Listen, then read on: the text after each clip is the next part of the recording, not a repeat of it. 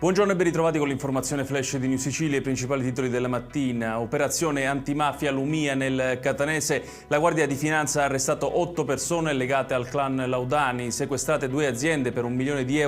Il gruppo mafioso gestiva il mercato degli agrumi con minacce ed estorsioni. Tra gli arrestati anche il boss Orazio Scuto che impartiva ordini dal carcere. 8 pusher arrestati in una maxi operazione antidroga della polizia a Palermo, travestiti da rider, consegnavano cocaina, crack e hashish in tutta la città.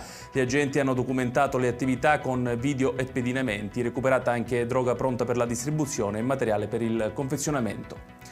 Rimaniamo a Palermo, dove è stata scoperta una rete che operava tra Italia, Belgio e Dubai nel traffico di droga. L'operazione, denominata Moby Dick, ha portato ad arresti e sequestri in più paesi, smantellando un cartello transnazionale. Tra i promotori, soggetti legati a organizzazioni criminali operanti in Sicilia. Lavoratori sfruttati fino a 13 ore al giorno nelle campagne palermitane, denunciati 6 cittadini cinesi per caporalato e violazioni delle norme sul lavoro. Gli operai non avevano contratti né tutele ed erano impiegati in condizioni disumane. Sanzioni per oltre €200.000.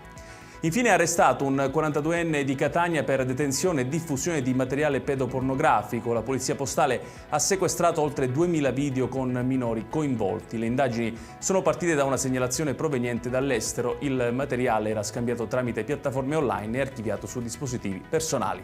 Ed è tutto per questa edizione. Tutti i dettagli su queste notizie li trovate come sempre sul nostro sito www.newsicilia.it. Grazie per averci seguito e buon proseguimento di giornata.